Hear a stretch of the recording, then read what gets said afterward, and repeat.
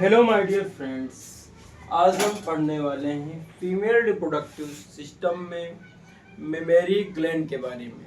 Mammary gland में अर्थात स्तन के बारे में आज हम पढ़ने वाले हैं। ठीक है, तो आप हेडिंग डालिएगा बेटा ब्रेस्ट। कौन सी हेडिंग डालिए? ब्रेस्ट। ब्रेस्ट को हिंदी में कहते हैं स्तन। स्तन कहते हैं। जो ब्रेस्ट है वो किससे मॉडिफाइड होके बनते हैं? तो जो ब्रेस्ट हैं ये फर्स्ट प्यूबर्टी साइन होता है। जो फीमेल होती हैं, फीमेल में जो फर्स्ट प्यूबर्टी साइन है वो ब्रेस्ट को माना गया है। 9 से 10 साल की उम्र में फीमेल में ब्रेस्ट का डेवलपमेंट शुरू हो जाता है। तो जो 9 से 10 साल की ब्रेस्ट में फीमेल में ब्रेस्ट का डेवलपमेंट शुरू हो जाता है उसको कहा जाता है थैलार्की। क्या कहा जाता है बेटा? थैलार्की। थैलार्की कहा जाता है। तो development of breast, development of, लिख लो अपने आप से, development of breast at the age of 9 to 10 years. ठीक है, फिर थैलार्की के 2 से 3 साल के बाद जो थैलार्की है, थैलार्की के 2 से 3 साल के बाद 2 से 3 साल के बाद जो है हमारी आती है मीनार्की। क्या आती है? मीनार्की।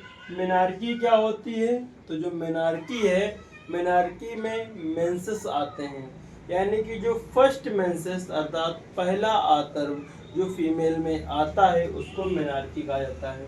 तुमसे क्वेश्चन ये पूछ सकता है कि थैलार्की क्या है, तो तुम ये कहना development of breast, development of breast is known as थैलार्की।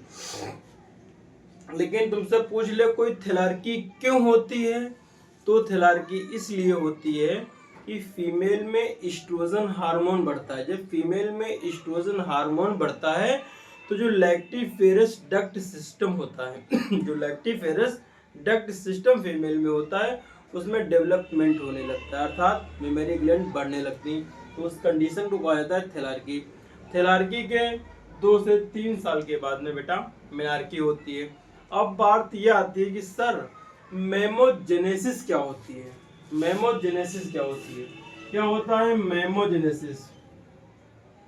मेमोजेनेसिस क्या होता है?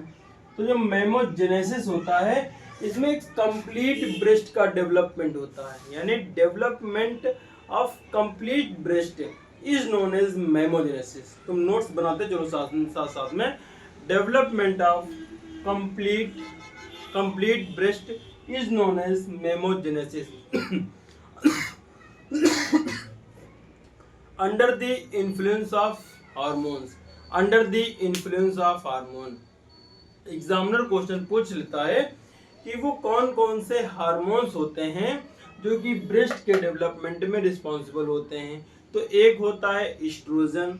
प्रोजेस्टेरॉन कब रिलीज होता है? प्रोजेस्टेरॉन जब प्रेगनेंसी चल रही होती है।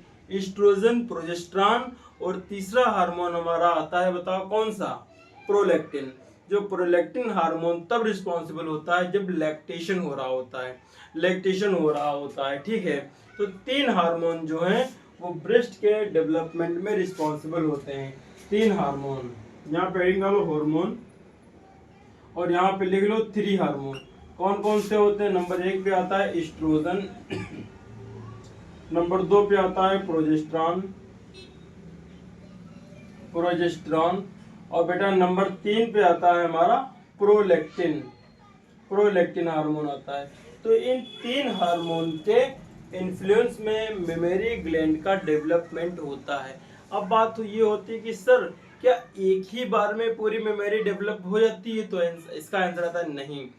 जब मेनार्की होती है तो मेनार्की के पहले जो हार्मोन रिस्पॉन्सिबल होता है तो वहां पे होता है हमारा एस्ट्रोजन।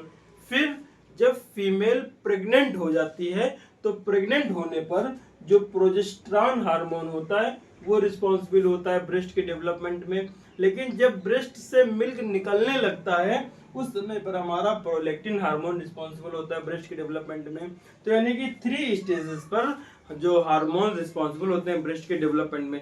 हमने जो थोड़ा बहुत लिखा है आप इसको लिखो, पहले लिखो बेटा जल्दी से।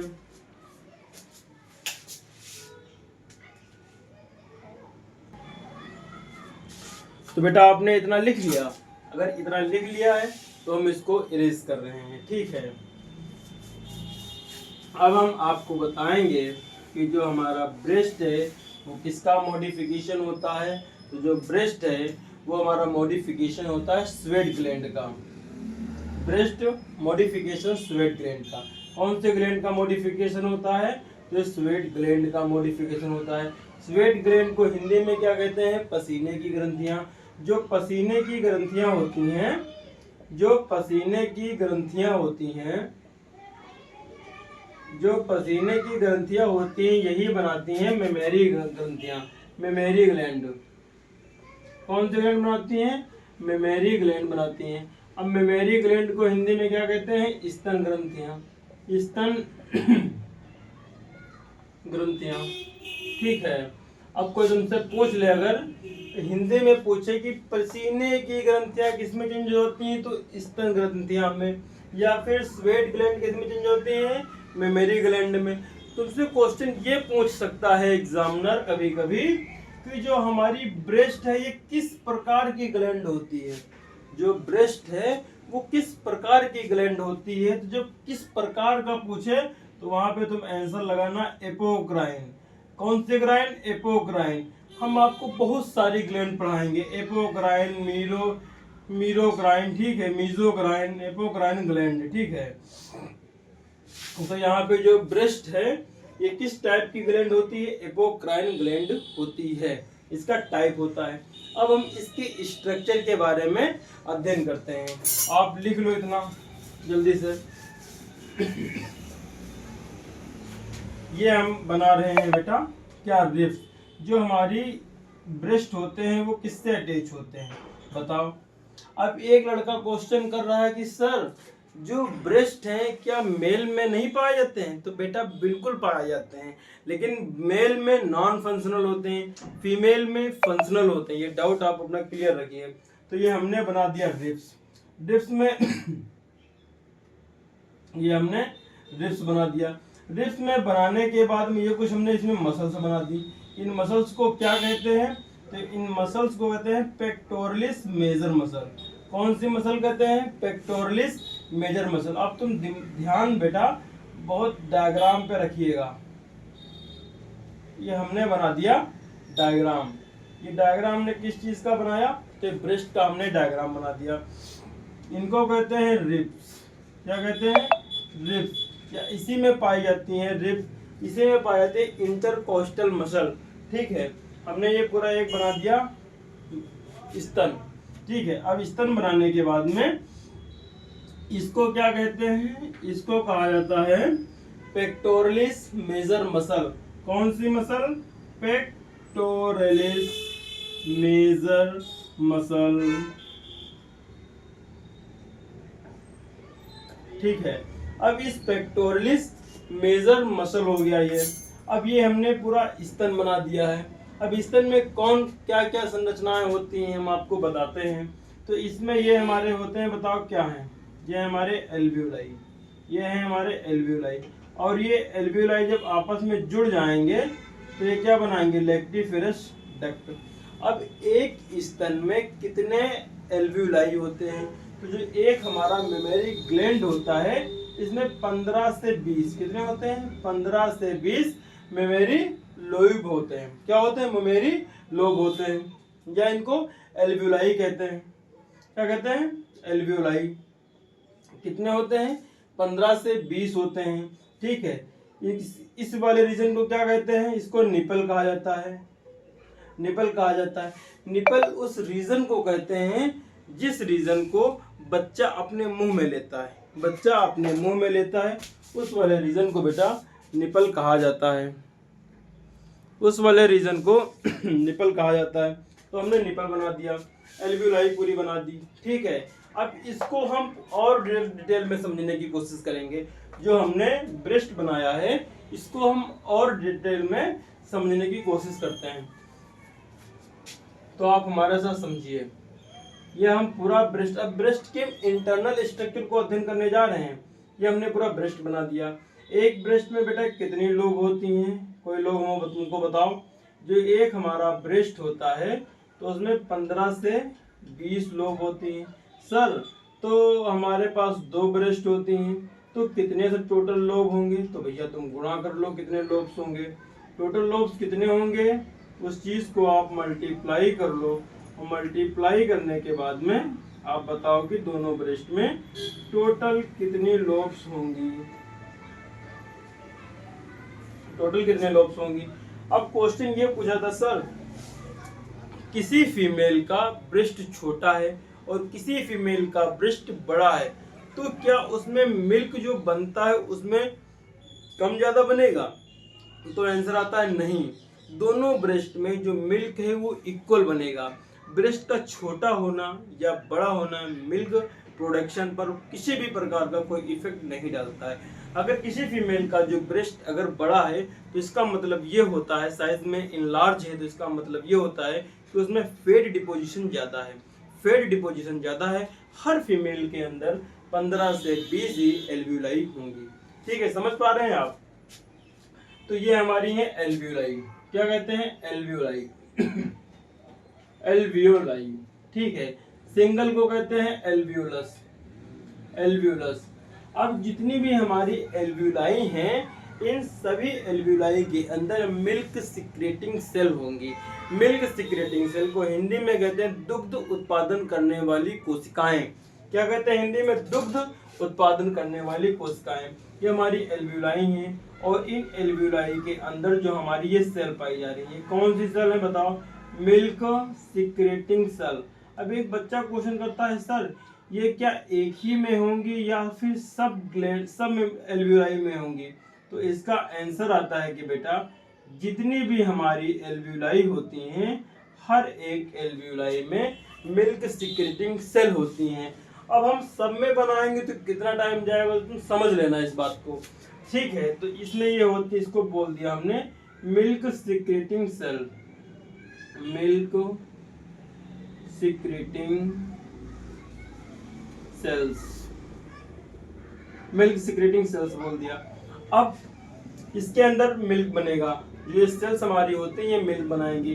अब दूसरा क्वेश्चन ये आता है